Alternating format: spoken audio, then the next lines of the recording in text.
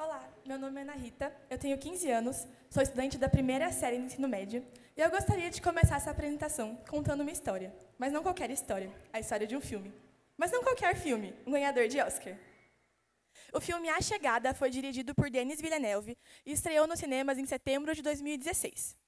A história começa quando uma nave extraterrestre chega aqui no nosso planeta, nas principais cidades, uma delas sendo os Estados Unidos. Logo, o exército estadunidense decide que vai investigar mais sobre essas pessoas. Assim, eles convocam uma linguista, Louise Banks, para tentar se comunicar com eles. Após algumas tentativas, Louise faz uma descoberta inédita. Os heptapods, como esses animais são chamados, têm uma escrita completamente diferente da nossa. Enquanto nós escrevemos linearmente, eles possuem uma escrita circular, sem início nem fim, refletindo uma forma de pensamento não linear. Quando Louise aprende o idioma, ela sofre uma alteração em sua cognição, pois ela passa a não apenas conseguir se comunicar com os heptapods, mas também passa a ver o mundo como eles, o passado, o presente e o futuro, simultaneamente. Nessa apresentação, eu vou te contar como o idioma que nós falamos pode alterar a maneira com que pensamos. A primeira vez que uma teoria com esse tema surgiu foi em 1920. Ela foi desenvolvida por Edward Sapir e Benjamin LeWirth e ficou conhecida como a hipótese Sapir-Whorf. A hipótese foi dividida em duas versões, a versão fraca e a versão forte. A versão fraca afirma que um idioma é capaz de influenciar a maneira com que um falante pensa e fala e percebe o mundo. Já a versão forte afirma que a língua que alguém fala vai determinar completamente sua percepção do mundo à nossa volta. Logo, essa versão foi descartada. Mas, atualmente, a versão fraca se manifesta de algumas maneiras, como a percepção de tempo, distinção de cores e até mesmo a recepção de informações.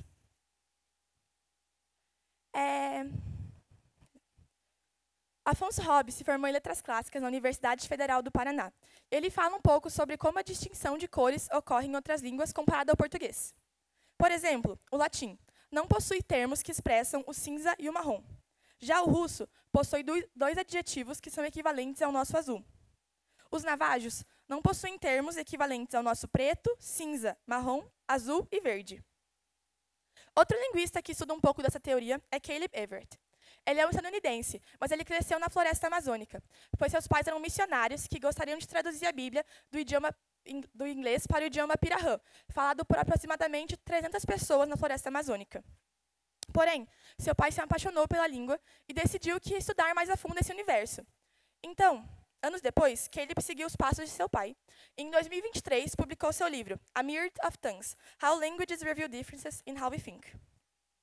Nesse livro, ele vai falar um pouco sobre como a percepção de tempo é diferente nessas línguas amazônicas. Por exemplo, o idioma caritiana. Ele não possui tempos verbais como os nossos. Dessa maneira, para eles é impossível falar eu corri no passado ou eu costumo correr no presente. Existem também aquelas línguas que não expressam quantidades como nós. Por exemplo, o Pirahã e o Munduruku. Eles não possuem números grandes como nós temos. Então, para eles, o conceito de 30 minutos sequer existe. Agora, pense um pouco. Quantas vezes por dia você olha o seu relógio? Muitas, não é?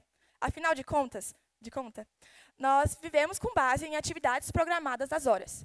Nosso sistema tem como base o número 60 e foi desenvolvido na Mesopotâmia há milhares de anos. Essas pessoas que não possuem o mesmo sistema que nós, vivem em uma realidade completamente diferente, pois não têm a capacidade de planejar as atividades com base nessas horas, então a vida deles vai se tornar completamente diferente. Agora, eu quero te fazer uma pergunta. Se você fosse falar, amanhã eu vou viajar, como você gesticularia? Alguém gostaria de responder? Você? E você? Aqui, nós tivemos duas pessoas respondendo, e ambas apontaram para a frente. Caleb fez um experimento que provou essa percepção de tempo diferente. A maior parte dos indígenas vão apontar para trás ao falar do futuro, pois na percepção deles, nós temos no nosso campo de visão o passado, e o futuro está atrás de nós, pois nós não podemos ver o que irá acontecer. Porém, outras línguas, como o inglês, vão apontar para frente, pois na percepção deles, a vida é uma caminhada, onde passamos pelo passado, estamos no presente, indo em direção ao futuro. Assim, nós podemos perceber que uma língua é uma cultura, e uma cultura é uma língua. É por isso que toda vez que uma língua morre, nós temos uma perda cultural gigantesca, da história, dos conhecimentos, da medicina de um povo. Uma pesquisa da Australian National University afirma que até 1.500 línguas podem morrer até o ano de 2100. Mas como isso acontece? Bom, uma língua pode morrer quando acontece a substituição de uma por outra, ou por desaparecimento da comunidade que fala aquele idioma. Pense assim, quando um povo é invadido por outro povo mais poderoso. É normal que, com o passar do tempo, o povo invadido assimile a cultura do invasor, pois o povo invasor tem muita mais potência naquele lugar. Assim, com o passar das gerações, o idioma que naquele local era originalmente falado vai deixar de ser ensinado, pois ele não está sendo mais utilizado e, por isso, os pais deixam de ensiná-lo para os filhos. Assim, aquela língua foi substituída e, consequentemente, morreu. Agora, no outro caso, quando a comunidade desaparece. Pense assim, quando um povo precisa migrar, seja por motivos econômicos, guerras ou até mesmo problemas climáticos. Nesse caso, pode ser que nesse processo mais se percam do que se ganham indivíduos. E assim, a comunidade que falava aquele idioma vai acabar desaparecendo. Com eles, a língua que era falada. Mais recentemente, surgiu outro fenômeno que faz com que as línguas morram mais rápido. Graças à globalização, as línguas estão se fundindo, formando não novos idiomas oficiais, mas novas maneiras de se comunicar. Nas áreas de fronteira entre os Estados Unidos e o México, se popularizou o Spanglish, que vai misturar elementos da língua inglesa e da língua espanhola, formando novos dialetos que facilitam a comunicação e a expressão desses povos. No Canadá, nas áreas que se fala o inglês e o francês, se popularizou o franglais, que então é a mistura dessas duas línguas. Outra que talvez seja mais conhecida por vocês na plateia é o portunhol, que vai misturar o português e o espanhol.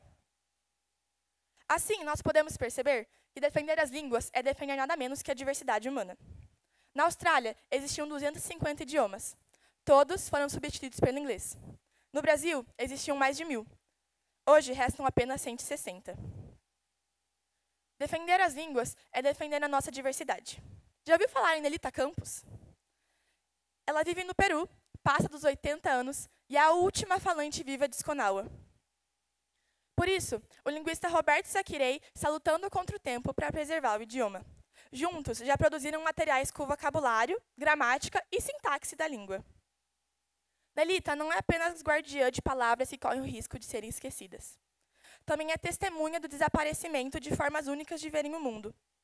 Uma visão específica e irrepetível da humanidade. O futuro das línguas depende de nós, e com eles, a diversidade humana. Obrigada. Já foi.